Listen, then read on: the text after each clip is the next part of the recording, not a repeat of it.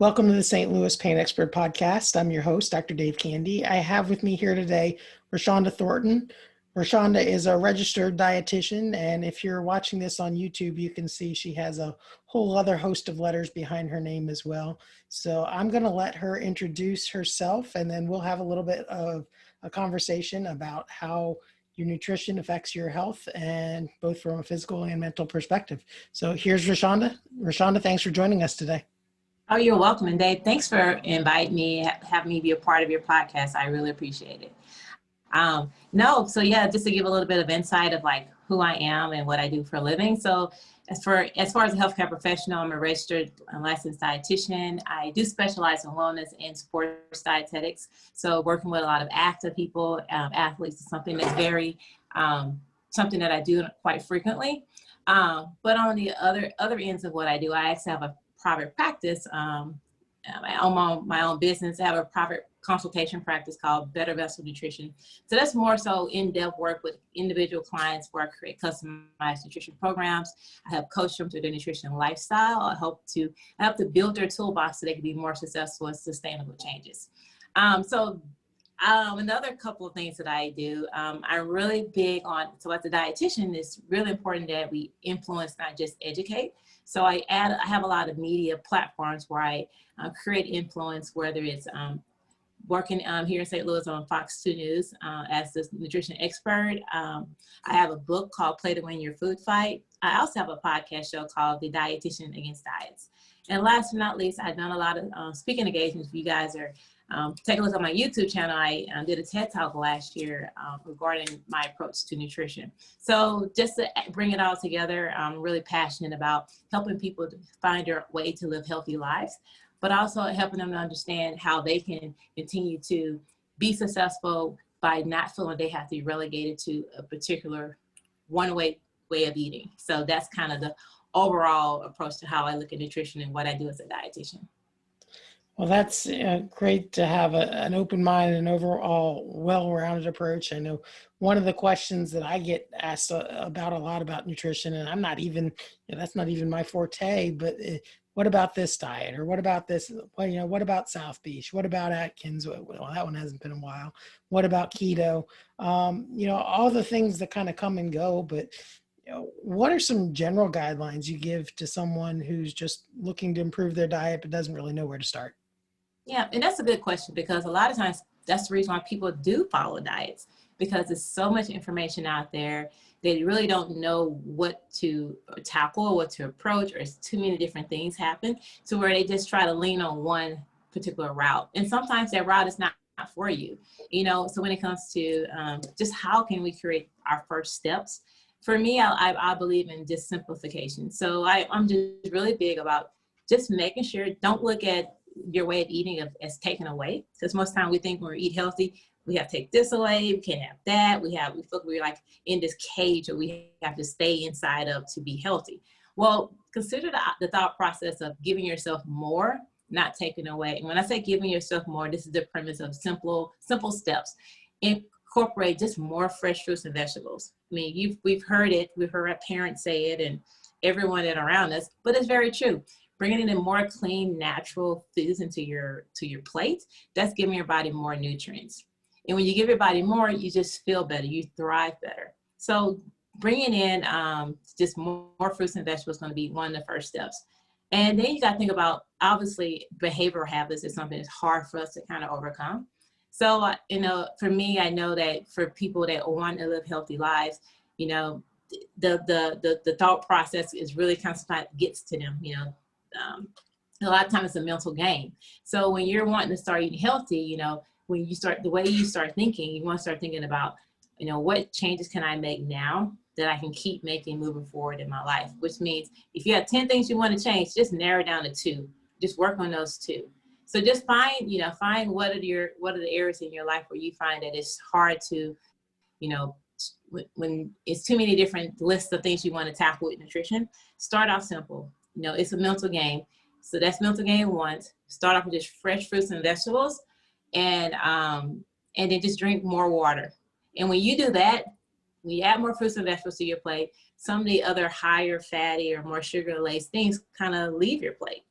And then when you start drinking more water, some of the other beverages you may drink that maybe soda or juice or something that's high in sugar, you start drinking less. So understand the concept is just transitioning new things, and sometimes the old things will start falling off. So rather than focusing on the negative, I can't have this or can't have that, you're putting more of the good in and making less room for the bad, in other words. That's pretty much, yeah. So you had mentioned, giving your body more of the right things and giving more, when you're healing from an injury, what are some of the things that you need from a nutrition perspective to enable your body to heal well? Well, I always say this, when it comes to our foods and what helps us make the choices that we feel best serves us. I look at food or nutrition as something that heals our body because it provides us our body with all the minerals and nutrients, all the macro and micronutrients, everything that we need for our body to thrive. So when it comes to how can, when you're thinking about your way of living, your way of eating, you want to bring in foods that's going to best serve you and your health. And the byproduct of that your body is naturally going to heal more effectively and more efficiently. And that's what we want, especially when it comes to our immunity system. But key foods in regards to how we're going to give our body that ability to heal, focus on, your vitamins, and we know that our vitamins comes from different sources of anywhere from grains to fruits and vegetables. So focus on getting a variety of vitamins, and your body would naturally use those components to just re-heal itself from within.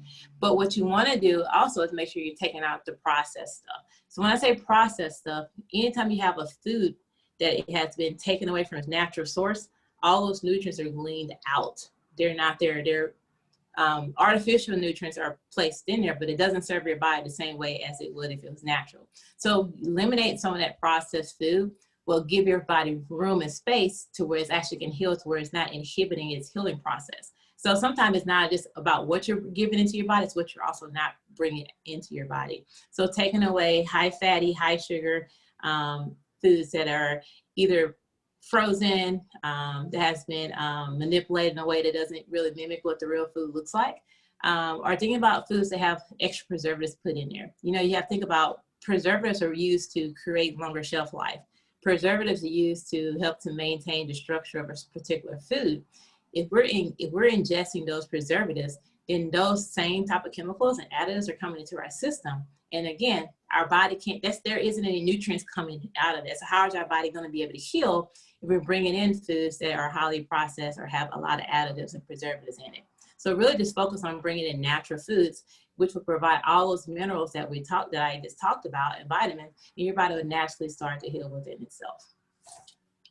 Well, great. So sounds like you mentioned sustainability before, that finding two things that you can stick with over the long term, that if you're eating right all the time and you're making those sustainable changes, that you might not have to make that much of a different change when you are healing from something. Yeah. And I love to say all the time, and that if we're just being human and being honest with ourselves, we may not eat healthy all the time. And I think that's okay, because you don't want to put that pressure on yourself to feel like you have to eat healthy all the time. It'll be great. Your body would love it. But that can be difficult for us to do just psychologically. So I'm really big. I have a saying I call it being an 85% club.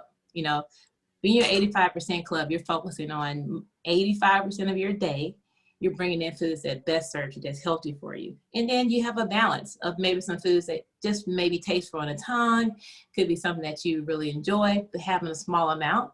And if you can keep a consistency of 85, 85, 85, 85, multiplied out times months and years, there'll be much more change that you will have just by standing at a straight 85 versus feeling like I have to be 100%. Because if you try to do that, that's not sustainable. You may be 100% Monday. Okay, by Thursday, you're down at 45%. Okay, Saturday, you're kind of like at a 15%. Then you're back at 100%. So you're kind of just like fluctuating when you try to be perfect. So just really focus on just being a good B+ consistently each day. And you will see a lot more change. You'll feel so much better by taking that approach. That's great. It kind of removes some of the pressure of not having to be 100% all the time. Yes, it does. And it's good for our mind too. we already have a lot of stresses, especially right now during the pandemic. You know, everyone's questioning what life is going to look like next year. So there's a lot of pressure that we're having. So the last thing we need is that additional pressure on feel like we also have to have this, you know, we also have to have perfection in our foods. That's only adding more stress to us. It's only adding more, you know, it's not helping us. It's not helping our cause, it's actually hurting our cause. So just, you know, you always want to, you know, a lot of times people have a very unorthodox relationship with food, you know, to where they look at food, they love it and hate it. It's a love-hate relationship with this thing called what's food, you know? And so you want people to be in a position where they actually enjoy eating. They look forward to eating. They don't have a negative connotation to certain foods. That's where the balance comes in. So you notice when I say balance, I didn't say bring in unhealthy food or bad food. I don't give food labels. You know, I call it balance because you want to bring in what's best serves your body, but you also want to bring in that balance where you want to have things that you enjoy. There's nothing wrong with it if you're eating more of the healthy, nutritious foods more often and more frequently. You know, you can do that and multiply that out for days and for years without feeling like, you know, you shouldn't feel bad if you decide to have an oatmeal cookie, or, you know, you shouldn't feel bad. But again, giving people that mentality of just learning how to find that balance throughout the day, they would be a lot more successful. And it takes away, like I say, that stress, and we don't need any additional stress right now in our lives. That's very true. Yeah. You know, I get asked a lot when people are recovering about anti-inflammatory diets and anti-inflammatory foods. Are Mm-hmm. there any, you know, specific, you know, foods that either are highly inflammatory that you notice, or that are tend to be anti-inflammatory? Yeah. So when you want to think about like inflammation and what triggers inflammation and what, you know, keeps inflammation at a high, you know, obviously we know we have two different types of inflammation: acute and chronic. Acute is, you know, when you sprain your ankle and all the blood rushes and there's inflammation there. But chronic is more systemic, where it can cause more health conditions down the road because it's more internal. And unfortunately, the chronic inflammation, sometimes we don't recognize it because our body is just at a constant state of inflammation. And that's where, you know, again, it creates opportunity for other health conditions down the road. So to understand, like, how can you, you know, you don't may not feel inflammation, your body's maybe sitting at this state of inflammation, just start bringing in foods that are going to help address that. And most of your foods that are going to be based on anti-inflammation is going to be like your healthy fats. You know, as far as your healthy fats, sometimes people don't really know what that means. You know, sometimes healthy and fat kind of don't go together. Well, those are your unsaturated fat, more so your plant oils, your plant-based fats. That's really the easiest way to decipher between your saturated fats, which is your unhealthy fats, and your unsaturated fats, is that one is going to be plant-based and one is going to be animal-based. That's the simplest way. So what does that mean? All your different plant oils, you know, your avocados, your nuts, and your seeds, your omega-3s, your flax seeds, those are going to be in from your fish, your fatty fishes. Those are going to be the types of healthy fat that's going to help with decrease inflammation. What fats will, you know, only agitate inflammation will be your more saturated, heavier fats. And that's going to be your butters, your animal fats, processed food. A lot of processed foods like cakes and pastries and pies, they have hydrogenated oil in them. And hydrogenated oil is highly saturated. And when it comes to our health, it doesn't help with inflammation. So it kind of brings back me to my first point about once we start letting go of a lot of high salty and highly processed and high fatty foods, we're going to take away our body. We're going to help our body combat inflammation. But the more we put that in our system, it's going to stay at that state. So those would be my like easy just ways to decipher and know like what foods will help with inflammation. As far as there's some other like spices that's really good for joint inflammation. So we have turmeric. Turmeric is known to help with inflammation, but not just turmeric, but turmeric with curcumin in it, which is like a pepper. It's in the pepper family that helps with the absorption of the turmeric. So like making sure if you're, you know, some people, I mean, when it comes to spices, there are a lot of spices that have healing components, and spices are something that won't ever give us won't ever be something negative to our body. They will only enhance and help our body out. So even considering like what type of supplements or certain foods that have turmeric in it, that'll really help with the joint inflammation. especially your knees and things like that. But just for your body internal inflammation, just making sure you're bringing in those healthy fats, that will help. And that's where you get those anti-inflammatory diets. That's really foods that have like the olive oils, the Mediterranean diets. Those are kind of along those lines. You had talked about turmeric. Is there any minimal effective dose as far as getting that from food sources? Well, it's kind of hard to get it from food sources. To get, typically you would have to get it in supplement form. Well, you'll have, capsule form, and you can find any health food store. There, you go to, if you're here in St. Louis, there are a lot of like health food stores. You got Fresh Time, you got Whole Foods. Some of the stores you can just go into and you'll see different brands, but they're all reputable. Again, you want to make sure it has curcumin in it, because curcumin is a derivative of turmeric, which is what helps with the inflammation. So don't just get turmeric, you gotta get the one with curcumin in it, because that's what's going to target that inflammation. But I would say, for me personally, as far as absorption rate and ability to really metabolize in your system, you probably want to get it in bolus amounts, like the capsules, versus just, some people have like turmeric, they have the frat, the milk that people make, or they put turmeric in their oatmeal, which is great, but it's not going to be enough to help to address the inflammation as much as the daily dosage of the capsules would. When I had first heard about turmeric, I had looked into it, and I can't remember the exact amount, but nobody would want to eat that amount of turmeric, what you would need to get the dosage of the capsule. So it would be a lot. It may not be that tasty. Probably not.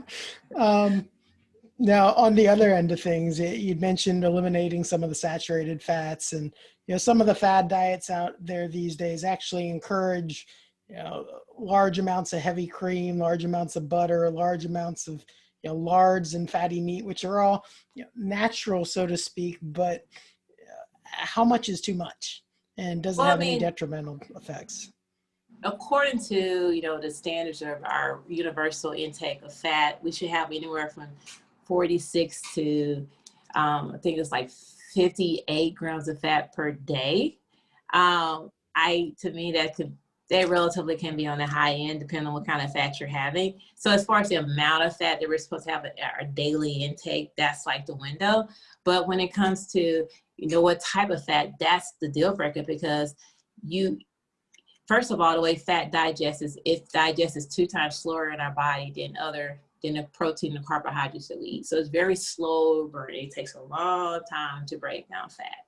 And when your body doesn't have the ability to break down that fat, because it takes so long to break down, it quickly can become storage, which is adipose tissue. So when people are implementing the unhealthy fats or the saturated fats into your body, it's probably perhaps because it may be in a diet like the Atkins diet, where they want to take a complete food group out, where you're taking out carbohydrates, so your body is readjusting its fueling system where it's burning fat.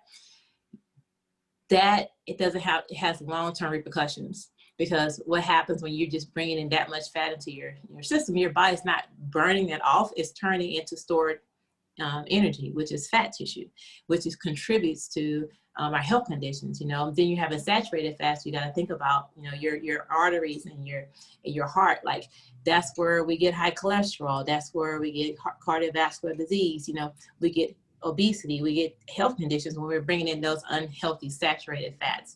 Now, saturated fats. Now, unsaturated fats, on the other end, they mobilize and they act totally different than saturated fats. They don't contribute to your triglyceride levels.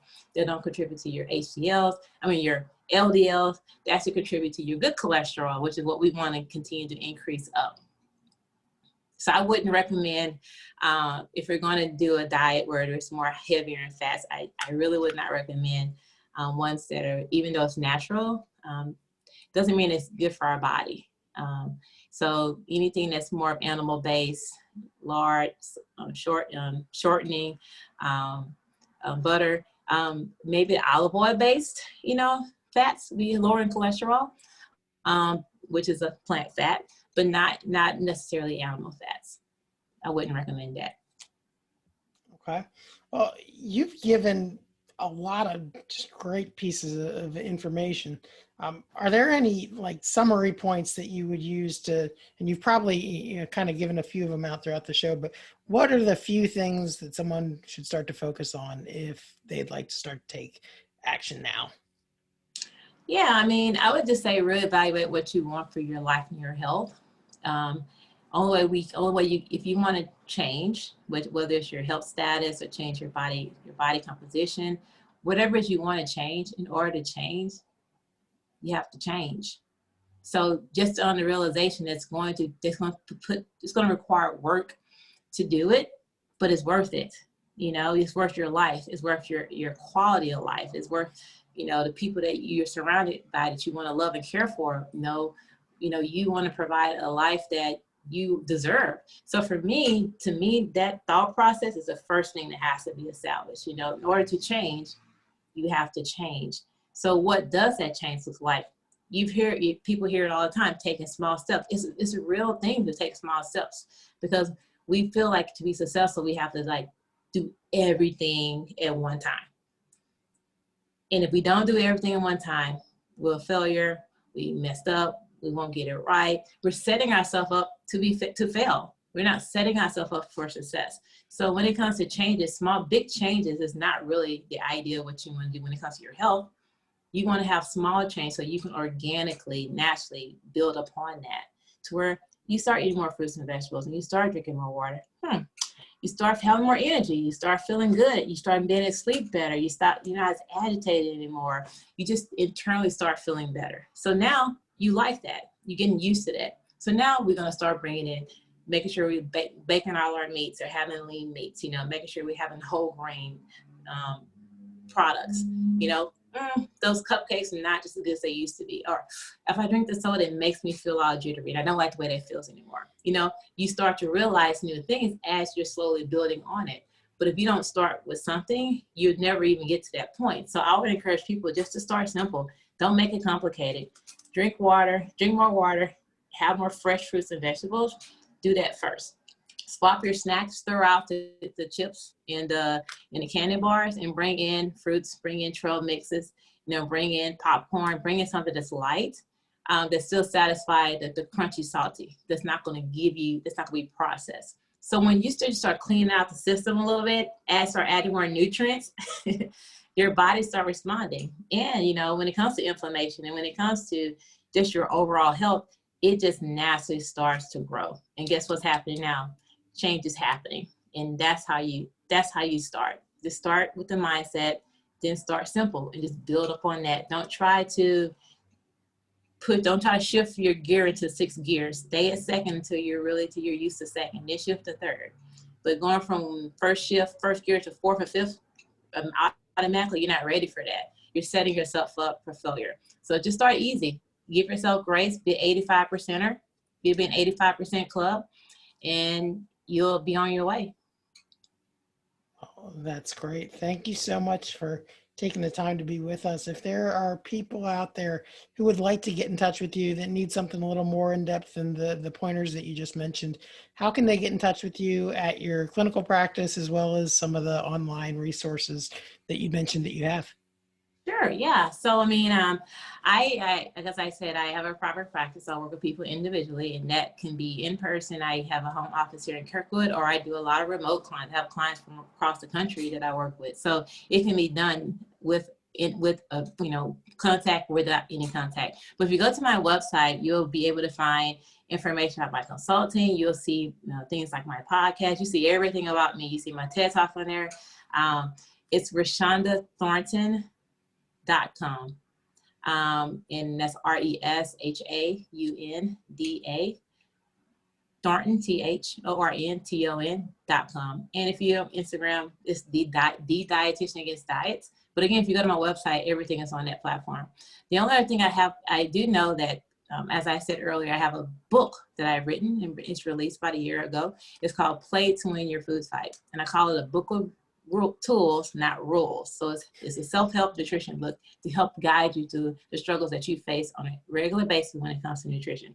So in order to make sure that I'm making an impact, I created a 4-week nutrition workshop that's based off the book Play to Win. So anyone that wants to sign up, they go to my website, they get more information. I only let 10 people in at one time. And those 10 people, we every week for 4 weeks, we dig into the book, we work through it, and we start to make real heavy changes in the way we think, the way we interact with food.